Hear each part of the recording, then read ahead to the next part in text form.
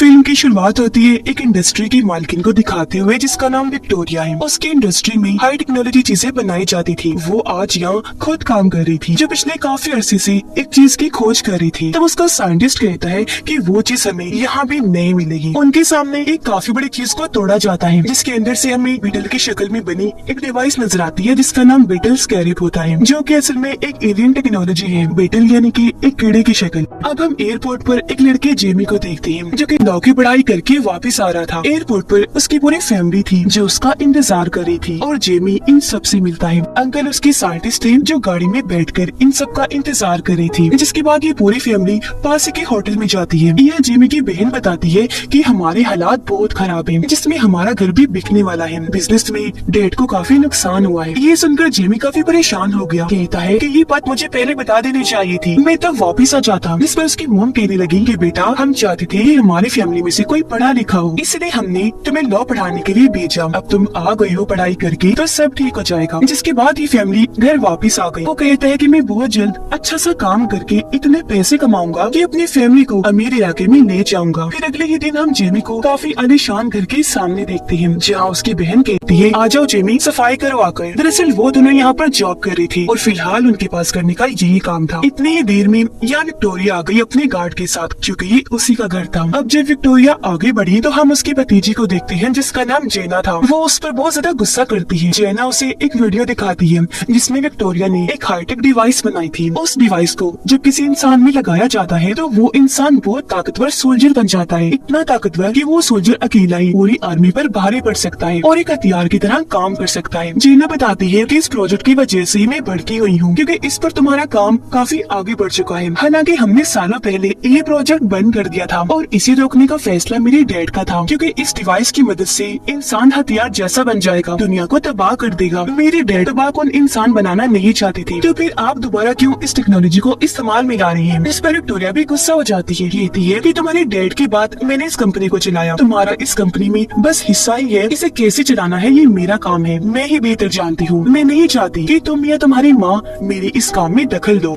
तभी यहाँ जेमी आ गया जो उनकी बहस में बोल पड़ता है। अब ये चीज विक्टोरिया को पसंद नहीं आती कि एक नौकर हमारी बात में घुस आया, इसीलिए वो जेमी और उसकी बहन को नौकरी से निकाल देती है। वो दोनों बहन भाई घर से बाहर आकर जब गाड़ी का इंतजार करने लगी तो उनके पास जेना आती है। वो जेमी को कहती है कि माफ करना, मेरी वजह से तुम्हारी नौकरी चली गई, कल ऑफिस आओ, मैं तुम्हें कोई छोटी मोटी नौकरी दिलवा दूंगी। जो कहकर वो यहाँ से चली गई। रात के वक्त जेमी अपने डैड से बातें करता है और उन्हें बताने लगा कि मैं आपके बिजनेस में होने वाले नुकसान की वजह से बहुत परेशान हूँ। इस पर उसके डैड कहती है कोई बात नहीं बेटा, ऐसा तो होता रहता है, सबसे जरूरी होता है अपनों का साथ। तुम वापिस आ गई हो तो इस चीज की हमें बहुत खुशी है। ये सुनकर जेमी को तसल्ली हुई और वो भी खुश हो जाता है। अगले ही दिन वो अच्छे से तैयार होकर उनकी इंडस्ट्री में पहुंचा और जब उसने जेना के बारे में पूछा तो उसे कहा जाता है कि इंतजार करे। ऊपर साइंटिस्ट जब किसी काम से जा रहा था तो जेना चुपके से उसका कार्ड चुराकर उसकी लैब में आ जाती है जहाँ उसे बीटल स्कैरिप मिल जाता है। साइंटिस्ट दरअसल बीटल स्कैरिप का जो कोर है यानी मेन हिस्सा उसे निकाल कर सूट में डालने वाला था ताकि इसकी सारी ताकतें सूट में चली जाएं। तब जेना उस स्कैरिप को एक बॉक्स में डालकर चुपके से लैब से बाहर निकल जाती है और जब वो नीचे आई तो जेमी उसके पास आ जाता है। जेना उसे कहती है अभी मैं जल्दी में हूँ, बाद में मिलते हैं हम। अब तभी यहाँ सिक्योरिटी अलार्म बज जाता है। जेना वो बॉक्स जिसमें बीटल स्कैरिप था वो जेमी को देते हुए कहती है कि इसे अपने पास रखो, तुमने इसे खोलना नहीं और अपनी जान से भी ज्यादा हिफाजत करनी है। जो कहकर वो जेमी को यहाँ से भेज देती है और खुद गार्ड के साथ आगे बढ़ गई। घर आकर जेमी अपने घर वालों को सब बताता है जो उसके साथ हुआ और उन्हें वो बॉक्स दिखाता है जिस पर उसकी फैमिली काफी कंफ्यूज थी और वो जेमी को बॉक्स को खोलने का कहती है। उनकी बात मानकर जेमी ने बॉक्स भी खोल दिया जिसके अंदर से उन्हें बीटल स्कैरिप मिलता है जिसे जेमी बड़े गौर से देखने लगा। जब उसने हाथ में लिया तो स्कैरिप चमकने लगा और अचानक ही ऑन होकर जेमी के मुंह पर चिपक जाता है, जो देखकर सारे घर वाले काफी डर गए। जिसके साथ जेमी का जिस्म अचानक से खौफनाक तरीके से बदलने लगा। उसके जिस्म पर सूट चढ़ना शुरू हो जाता है और अब वो बन जाता है ब्लू बीटल, जो इस मूवी का नाम भी है। और अब पूरी तरह सूट जेमी को कवर कर लेता है जिसके फौरन बाद सूट के अंदर से उसके असिस्टेंट की आवाज आने लगती है जो दरअसल एक टेक्नोलॉजी है। वो कहती है कि जेमी ब्लू बीटल बनने के लिए मैंने ही तुम्हें चुना है और अब तुम तैयार हो जाओ मेरी ताकतें देखने के लिए। जो कहकर जोर से जेमी को उड़ाकर वो आसमान पर ले जाती है। फिर एकदम से वापस जमीन पर ले आई, जहाँ जेमी यानी ब्लू बीटल के सामने एक बस आ रही थी। यह असिस्टेंट ने इस सूट की ताकतों को और बढ़ा दिया। वो अपनी फुल ताकत से एक्टिवेट हुआ, जिससे टकराने की वजह से बस के 2 टुकड़े हो जाते हैं। यह असिस्टेंट जेमी को समझाती है कि ब्लू बीटल सूट को कैसे इस्तेमाल करना है। जो सब बताने के बाद वो उसे घर ले आई। तब तक जेमी के जिस्म से वो सूट गायब हो चुका था। उसके जिस्म पर अब कोई कपड़े नहीं थे, और क्योंकि इस सब में वो काफी थक गया था, इसीलिए वही बेहोश हो जाता है। काफी घंटों के बाद जब उसे होश आई तो वो बिल्कुल ठीक था। उसे अपने पीछे जब अजीब सा महसूस हुआ तो उसने अपनी कमर चेक की, जहाँ बीटल स्कैरिब उसके पेट के साथ चिपक गया था। ये देखकर वो काफी घबरा गया। ये तय है कि मैं इस बारे में जेना से बात करूंगा, जो बोलकर वो घर से निकल गया। थोड़ी देर बाद वो जेना को इंडस्ट्री से बाहर भागता हुआ देखता है, जहाँ उसके पीछे कुछ लोग पड़े हुए थे। जेमी जल्दी से उसे गाड़ी में बैठा लेता है, लेकिन जो लोग पीछे पड़े हुए थे वो इनकी गाड़ी पर गोलियां चलाने लगे। उनसे बचने के लिए जेमी गाड़ी तेज भगाने लगता है, और अब ये अपने घर की तरफ जाने लगा। घर आकर दोनों सबसे मिलती है।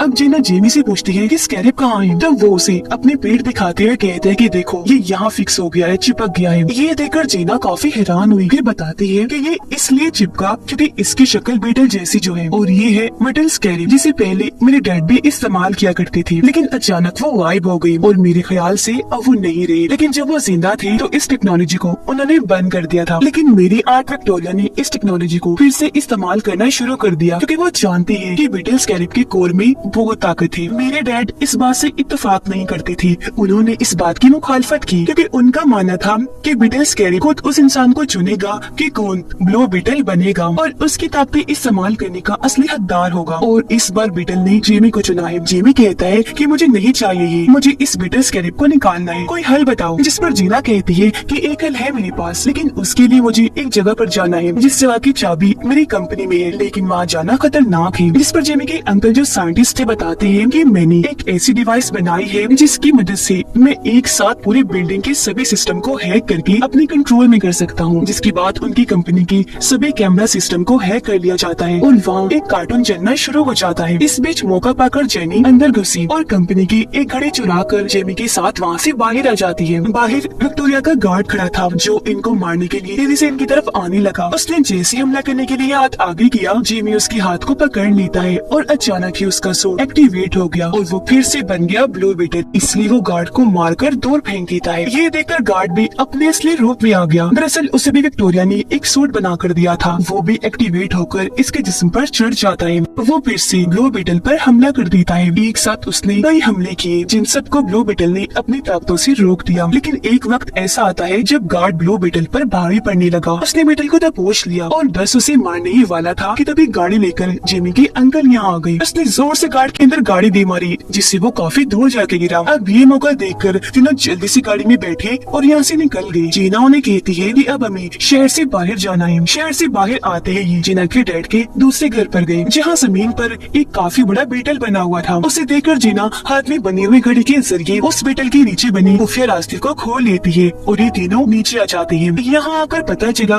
कि सबसे पहले ब्लू बीटल जीना के डैड थे। उन्होंने ही सबसे पहले बीटल स्कैरिब की ताकतों और टेक्नोलॉजी को इस्तेमाल किया। अब यहाँ की हर एक चीज को देखकर जेमी के अंकल काफी मुतासिर हुए और वो बीटल स्कैरिब की टेक्नोलॉजी को समझने लगते हैं, जिसके मुताबिक अगर स्कैरिब ने खुद को किसी के साथ जोड़ लिया तो उसे अलग नहीं किया जा सकता। तो जाहिर है ये बीटल स्कैरिब अब जेमी से अलग भी नहीं किया जा सकता। वो उस इंसान की हर एक सेल से जुड़ जाती है और अगर ऐसा हुआ तो इसमें जेमी की मौत हो सकती है। अब ये सुनकर जेमी को काफी गुस्सा आ जाता है। वो वहाँ से निकलकर छत पर आकर बैठ गया। थोड़ी देर की बात उसके अंकल भी उसके पास आकर बैठ गए और जेमी को समझाने लगते हैं कि जेना की मदद से तुम्हें जो पावर मिली है वो काफी अच्छी है। जिन पावर्स के लिए लोग तो तरसते हैं तो तुम्हें वो ऐसे मिल गई। तभी छत पर जीना भी आ गई। देखती है कि एक हाईटेक प्लेन शहर से उड़ा और अब जेमी के घर की तरफ आ रहा है। उसे शक हुआ। उसने इस बारे में जेमी और उसके अंकल को बताया। ये लोग देखते हैं कि प्लेन में भी बहुत सारे लोग हैं और इनके घर के बाहर भी बहुत सारे सोल्जर्स खड़े हैं। ये देखकर जेमी समझ गया कि हम पर कोई मुसीबत आने वाली है। उसे अपनी फैमिली की फिक्र थी तो उनकी मदद करने के लिए वो चिल्लाने लगा ताकि उसका सूट ऑन हो जाए, लेकिन ऐसा नहीं होता। इससे जेमी समझ गया कि ये सूट मुझे मुसीबत में देकर ही एक्टिवेट होता है, इसीलिए वो वहाँ से कूद पड़ता है। अब वो नीचे गिरकर मर ना जाए इसलिए ब्लू बीटल हवा में आते ही एक्टिवेट हो गया और अब ब्लू बीटल बनते ही वो वहाँ से आगे बढ़ जाता है। हाईटेक प्लेन में विक्टोरिया और उसका गार्ड थी। नीचे सोल्जर्स जेमी के घर में घुसकर सबको बाहर निकाल रहे थे, लेकिन तभी जेमी यानी ब्लू बीटल उड़ता हुआ वहाँ आया और अपने मुक्कों से मारता हुआ सब सोल्जर्स को उड़ा देता है और अपने घर वालों को यहाँ से भागने का कहता है।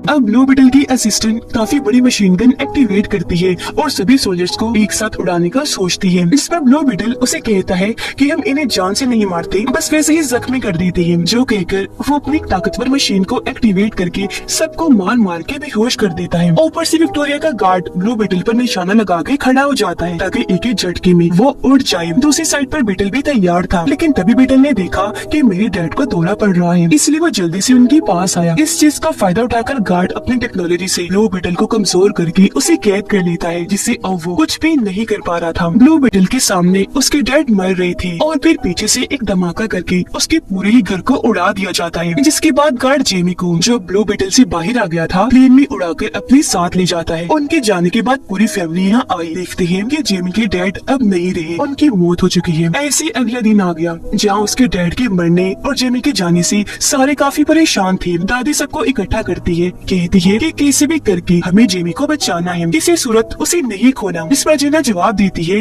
कि इस मिशन में मैं भी आपका पूरा साथ दूंगी। जो कहने के बाद जेना उन्हें अपने डैड की एक और जगह पर लेकर गई, जहाँ उसके डैड ने एक बीटल प्लेन भी बनाया हुआ था, जिसके अंदर बैठकर ये लोग यहाँ से निकल जाते हैं। प्लेन में जेना उन सबको अपने डैड की बनाई हाईटेक हथियार देती है, जिसमें जेमी की दादी एक मशीन गन लेती है। फिर ये लोग विक्टोरिया के आइलैंड पर बने उसके किले को देखते हैं और दादी प्लान बनाती है कि हम उन दुश्मनों का पहले ध्यान भटकाएंगे और अगर उन्हें मारना हुआ तो मारेंगे, फिर अंदर जाकर जेमी को बचा लेंगे। उधर विक्टोरिया ने जेमी को उल्टा लटकाया हुआ था, क्योंकि वो उसकी बीटल टेक्नोलॉजी को निकाल कर अपने गार्ड में डालने वाली थी। यहाँ जेमी साइंटिस्ट से मदद मांगता है। इस पर वो जवाब देता है कि सॉरी, मैं तुम्हारी कोई मदद नहीं कर सकता। साइंटिस्ट बताता है कि इस चीज में जेमी मारा जा सकता है। इस पर वो जवाब देती है कि मुझे इससे कोई फर्क भी नहीं पड़ता।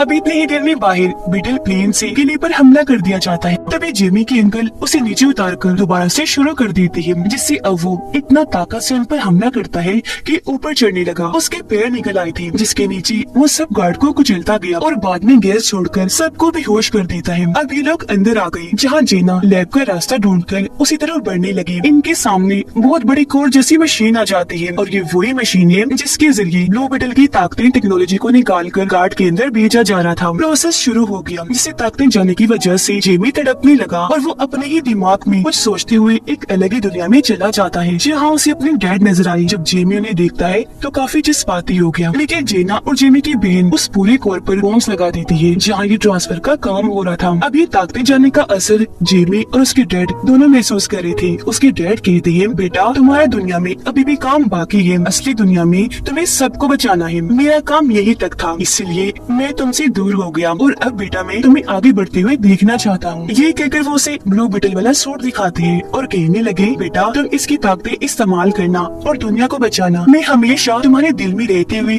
तुम्हें महसूस होता रहूंगा। जो कहकर वो यहाँ से गायब हो जाती है। अब ये जगह टूटना शुरू हो गई, क्योंकि तबाह हो रही थी। सब कुछ टेस्टनेस होने से पहले जेमी ठीक वक्त पर अपने ब्लू बीटल वाले सूट को हाथ लगा देता है, जहाँ बाहर तब तक उसके सारे पावर्स और टेक्नोलॉजी को उसमें से निकाल कर गार्ड में डाल दिया गया था। और अब गार्ड अपनी नई टेक्नोलॉजी के साथ बिल्कुल तैयार था। लेकिन इससे पहले कि जेमी मरता, जीना वहाँ धमाका कर देती है, जिससे वो पूरी कोर मशीन तबाह बर्बाद हो जाती है, क्योंकि वहाँ धमाका ही बहुत बड़ा हुआ था। और ऐसा होते ही जेमी उनकी कैद से आजाद हो गया। वो अपनी ताकतों को एक्टिवेट करने की कोशिश करने लगा। इस पर असिस्टेंट कहती है कि ब्लू बीटल के एक्टिवेट होने में थोड़ा वक्त लगेगा, क्योंकि वो चार्ज नहीं है। अब यहाँ से साइंटिस्ट जेमी की मदद करता है भागने में, और जब इस बात का गार्ड को पता चला तो उसने साइंटिस्ट को मार दिया। जेमी वहाँ से भागता है और गार्ड जो अपने सूट के साथ बिल्कुल तैयार था, वो अपना कोई भी हथियार इस्तेमाल कर सकता था। और उसे ऐसे पाकर विक्टोरिया काफी खुश थी।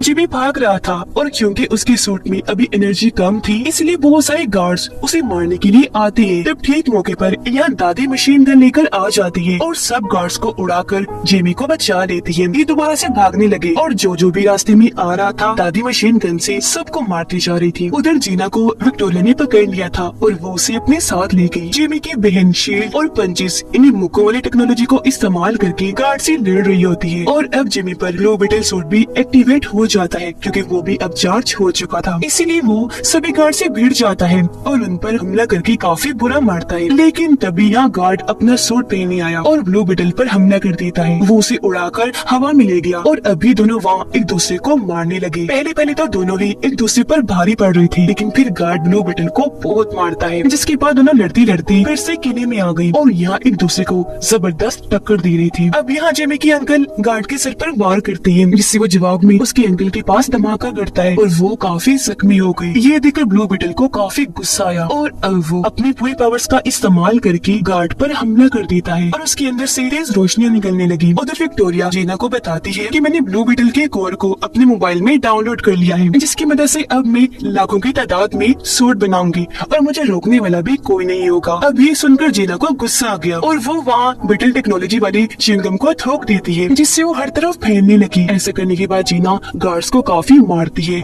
लेकिन ब्लू बीटल ने गार्ड को काफी मारकर बुरा हाल कर दिया था। वो उसे नीचे लिटाकर गला काटने ही वाला था कि तभी असिस्टेंट उसे ऐसा करने से मना करती है और उसे किसी की जान न लेने वाली असूल को याद करवाती है। इस पर रोते हुए जिमी बोला कि इसने पहले मेरे डैड को मारा और फिर मेरे अंकल को बॉम्ब से जख्मी कर दिया और अब मैं भी इससे बदला लूंगा। ये सुनकर असिस्टेंट उसे गार्ड की जिंदगी दिखाती है कि वो अपनी मॉम के साथ रहा करता था, लेकिन एक दिन मिसाइल के हमले से उसकी मॉम की मौत हो गई और क्योंकि वो अकेला रह गया था तो उसे जबरदस्ती आर्मी में भेज दिया गया। लेकिन एक दिन बॉम्ब पर पैर आ जाने की वजह से गार्ड का पूरा जिस्म तबाह हो गया और जब इस बारे में विक्टोरिया को पता चला तो उसने फायदा उठाकर गार्ड को अपने एक्सपेरिमेंट तजुर्बे में इस्तेमाल किया, उसे नया जिस्म दिया, जिसके बाद वो उसे अपने हिसाब से चलाने लगी। अब ये गार्ड जो कुछ भी करता है उसके पीछे विक्टोरिया का हाथ होता है। तो अब यहाँ जेमी उसे कुछ नहीं कहता, छोड़ देता है। उधर जीना अपनी आंट विक्टोरिया का फोन ही तोड़ देती है, जिससे उसका फोन तबाह होने से अब उसके पास ब्लू बीटल की टेक्नोलॉजी नहीं रही, तो अब वो खतरनाक सूट भी नहीं बना पाएगी। अब गार्ड विक्टोरिया के पास जाता है, जहाँ वो उसे हुक्म देती है कि जाओ जीना और ब्लू बीटल को मार दो, लेकिन इस बार वो ऐसा नहीं करता, बल्कि विक्टोरिया को पकड़ के अपनी मॉम को याद करके अपना सूट तबाह कर देता है, जो देखकर जीना और जेमी जल्दी से आकर बीटल पेन में बैठ जाती है। वहाँ काफी बड़ा धमाका होने लगा, जिसमें गार्ड और विक्टोरिया के मरने के साथ साथ पूरा किला भी तबाह हो गया, जबकि वो सारे लोग बीटल प्लेन में बैठकर वहाँ से निकल गए। जेमी देखता है कि मेरे अंकल मरे नहीं बल्कि जिंदा बच गए थे, तो उन्हें देखकर जेमी बहुत खुश हो जाता है। कुछ दिन के बाद दिखाया गया कि विक्टोरिया के मरने के बाद अब जीना इस इंडस्ट्री को चलाने वाली है। वो खबरों में बताती है कि मैं कंपनी में हो रही गलत कामों को रोककर कंपनी को अच्छे रास्ते पर चलाऊंगी। अब घर में जेना आई, जो कहती है कि मैंने आप सबकी मदद करने के लिए इस पूरी जगह को खरीद लिया है और मैं ये जगह वापस आपको तोहफे में दे रही हूँ, आप यहाँ अच्छी जिंदगी गुजारिए। जो सुनकर सारी फैमिली बहुत खुश हो जाती है। अब जब जेना वहाँ से जा रही थी तो उसे छोड़ने जिमी भी उसके साथ आया। वो यहाँ उसे